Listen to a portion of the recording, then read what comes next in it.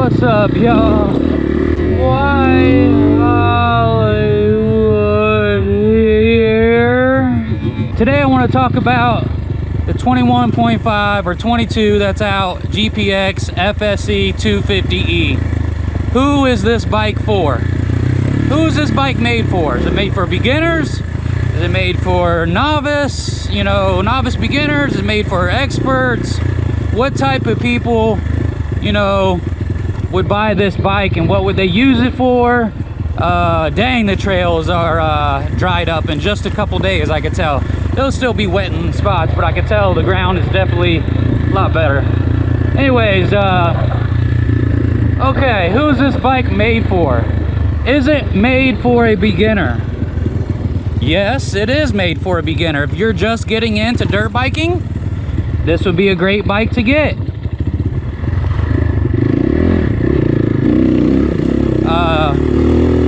Great bike to get for you. It's light, it's nimble. If you're really short, it might be a little bit of a problem because it does have a tall seat height, but that just comes with dirt biking.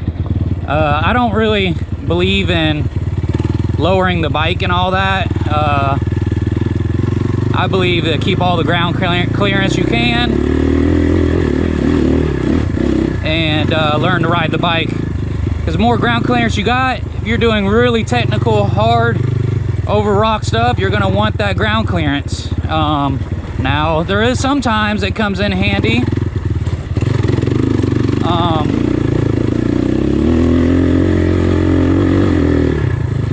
To come in handy when the bike is lower. I mean, where you need to paddle with your feet and rocky type technical stuff. That might be the only time you really need it. The people with long legs, they got God's gift for dirt biking. But let's see, what else? It's friendly as far as power. And if you're a new rider, for the beginner,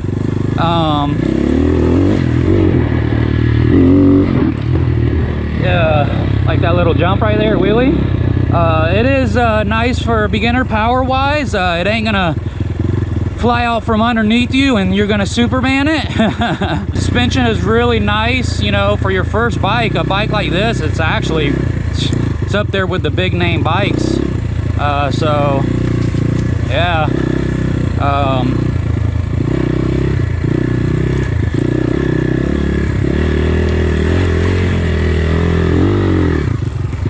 This bike is also made for intermediate to expert and pros, Yeah, a lot of people don't ride even smaller bore bikes to their potential. They're not that good of a rider to actually use the power of the whole bike. So sometimes just a small bore 250 is all you need. Some people think you got to have the biggest, baddest bike to win races and do this and do that. Well, that's not true. That is not true. You could race hare scrambles with this. You could do some small enduro races like I'm gonna do, cross country, kind of like enduro. It's got a little bit of everything, but you could hit rocky technical, you can hit hill climbs, you can do just about everything on this bike. So don't think because it's a small 250 you're not going to be able to do something. No, you can do it. You can also dual sport this bike. This bike is dual sportable, where you can cruise 60-65 down the highway to get to your next trail. And it's definitely a good bike for to the trail, or from the road to the trail. So you can hit 60-65, and that's with stock gearing. It will cruise a little better if you put a 40 tooth on the back. 46 is what's on the back right now on the rear. If you put a 40 on it, it's going to do highway cruise the highway better. And if you're planning on to use the bike, you know, for that, so that's possible too. Really, this is a do-it-all bike. Now, don't plan on riding it 70, 75, you know, 70, 75 down the highway. You know, it'll do 75, it'll almost do 80. I've had it up to 80 miles an hour, but that's screaming. So, you know, you don't want to run a bike like that. And I mean, it's a dirt bike. I mean, they're labeled as a dual sport, but it's a dirt bike.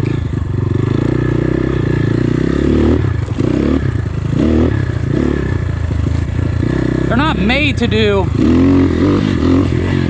highway speeds like a cruiser or something. I mean, come on, y'all. Some of y'all want this bike to do 90, 100 miles an hour, you know, for the highway. Even the 300 and 450. No, they're not meant for that. These bikes are made to ride in the trails. Yeah, you can ride them on the road in dual sport, but you know, if you can do 60, 65 on the back roads and get to the trail, that's all you need. Most places I ride, the back roads to the local trail are all 50 to 60 miles an hour. So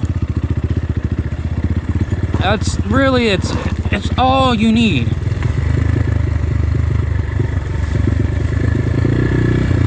That gravel was slick right there.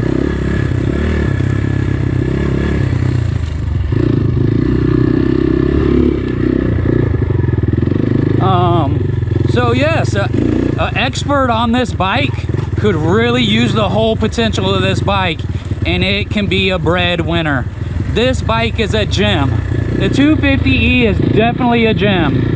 The only thing I can say is you got to do some tinkering to get it set up, and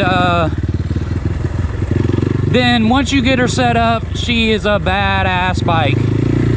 Once you get the suspension dialed in, once you get the carb tuned and rejetted or whatever for your area, your type of riding, you know,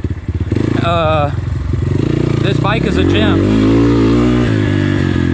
This bike is a gem. And when I mean it's a gem, y'all. It beats every bike in its class. All big name bikes. All right, back to what we were talking about. This bike beats all big name brands in its class. You got, let's just put a couple bikes in comparison and I'll compare it to it. You got a CRF 250L and CRF 2 or 300L now. You got a Yamaha XT 250. You got, let's just say beginner bikes, TW 200. You got a Kawasaki 230 and 250.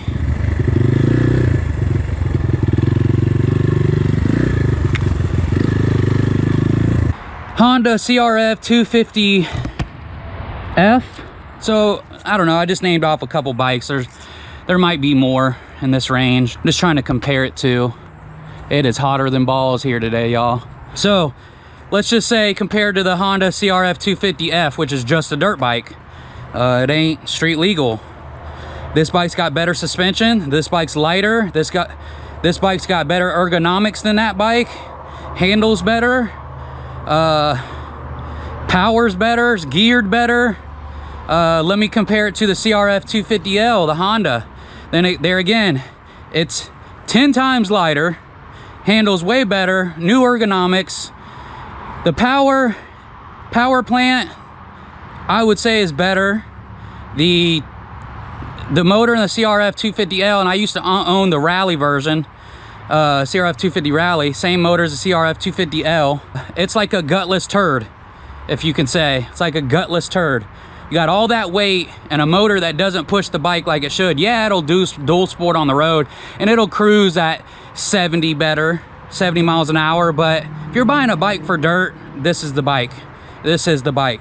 TW200. That's a really beginner friendly bike. It's a tractor, it'll go up hills. It's very low geared. So yeah, if you're a really short rider, that might bike be great for you. That's a carbureted bike as well.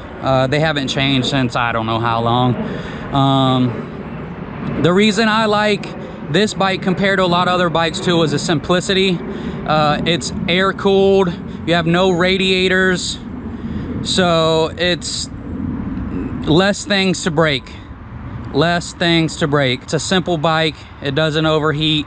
As you can see, I've been running this bike in 100+ degree weather here in Texas, and the dead heat of summer at July and August, and I haven't had one issue. So, or if that don't tell you something, then I don't know what to tell you there, guys and gals. Guys and gals, you hear me here? Guys and gals, did you just hear that? 110 degree weather? I'm just messing around. Anyways, yeah, so this bike is for anybody. Beginner, intermediate, expert, pro. You could ride this bike and have a blast. Ride this bike to its full potential and work on your skills as a rider, and this bike would be everything you need. Now, you ain't gonna go out to California and go climb a 5,000 foot hill on this 250. You're gonna need a 300 two-stroke for that, or a 500. But who's really doing that? Only the pros. I don't do that. I do hill climbs. Y'all see me do some gnarly shit out here on this bike so far. Just posted a hill climb the other day. Climb right up that hill, rocky, steep. So go watch my other videos, like, subscribe, check them out. You can see what this bike does. I'm still growing as a rider. I've came a long ways. I've only been riding for about 11 months now. This is my 11th month of riding, and I had been off the bike for almost three or 4 months before that, because my bike got stolen, my rally, and then I got this bike. So yeah, growing as a rider. Practice your technique. That's why you guys see me ride so much and post so much stuff with pictures and practicing my technique and this, that, and another. The more you ride, the better rider you're gonna become. Put in the work and the rest will follow its way as you growing. But anyways, yeah, we're gonna ride through the trails a little bit. All right, peace. Woo. It is hotter than hell today. All right, we're gonna get just a little bit of riding in.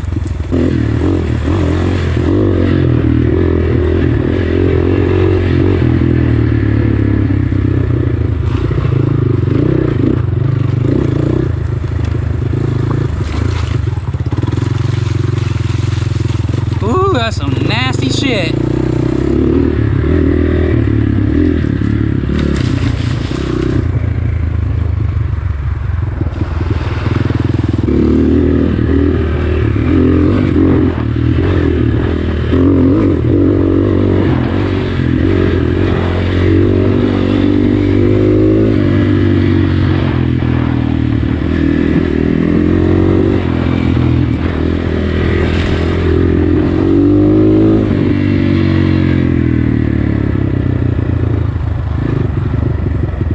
God, that's some nasty crap right here.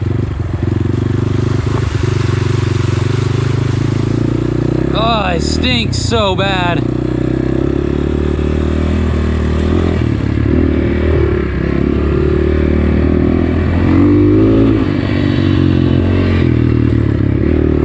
I'll go hit a few of these little hill climbs right here.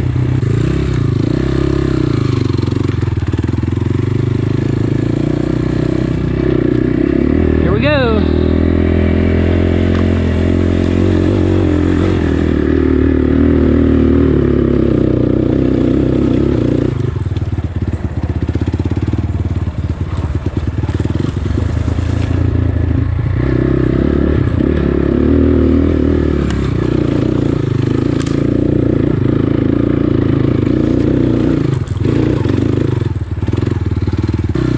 That was second gear.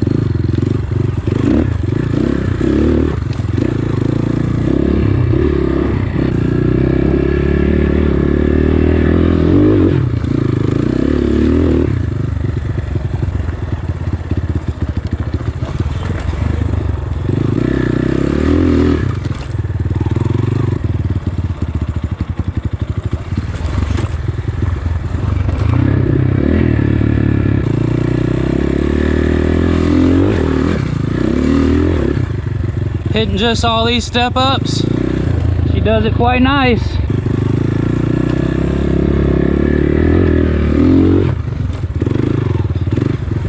That one's pretty steep.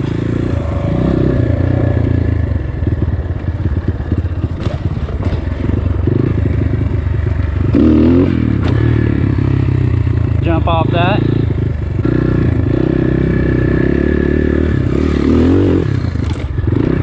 Yeah. That one's steep. That one's got a good incline. Probably can't tell on the GoPro. Took my feet off the pegs though. Let's do that one again.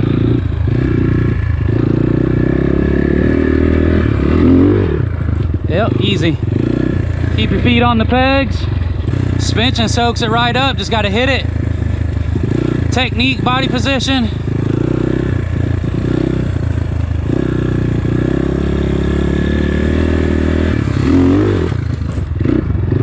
Yep. Woo, jumped off that. Let's do this one.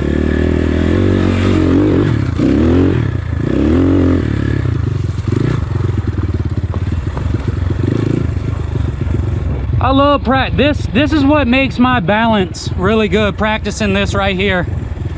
This is what's made my static balance really good, is practicing these step ups and slow technical riding. Let's do this one.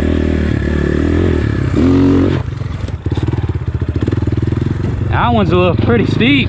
Suspension definitely soaks that one up, initial hit.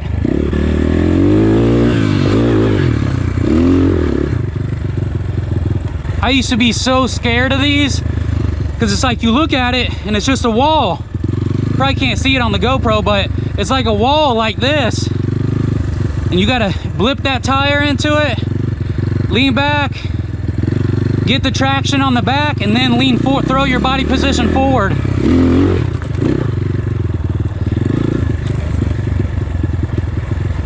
As you're going up, you throw the weight towards the handlebars and come up like that. So I'm back here and I'm standing up on the pegs, getting a little bit of speed, and then I blip forward. Probably can't tell on my GoPro.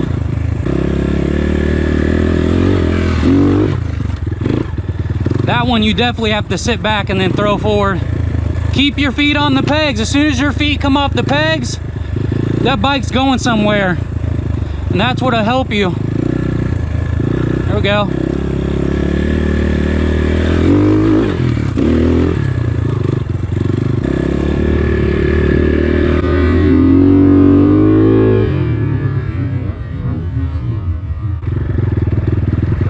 Practice, practice, y'all. Practice, practice.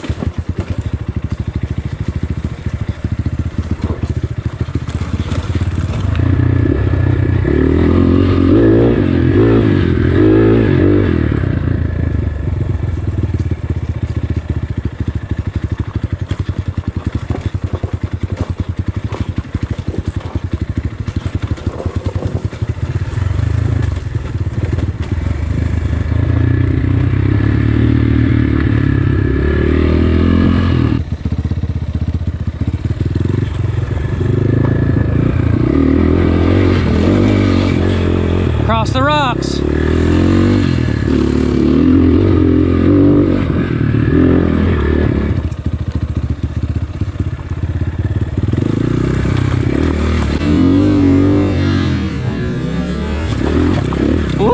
that big one. I was going for it though.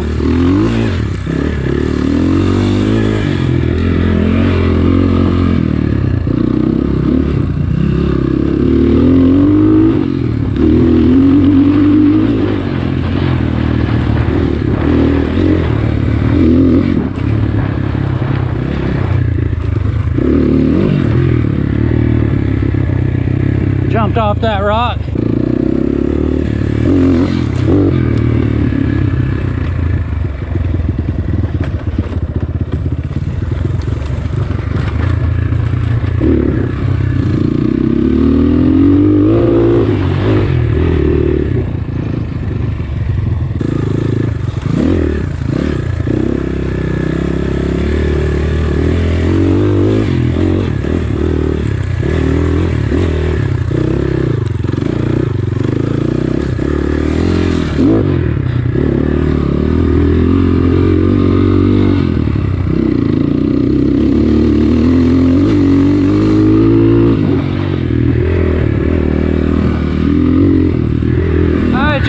For today.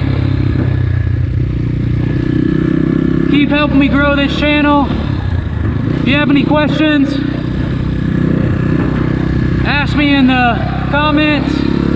I'll try to answer everything as much as possible as I can. Like, subscribe, and hit the thumbs up, baby. Yeah, buddy. I'm going to get out of this heat. Peace.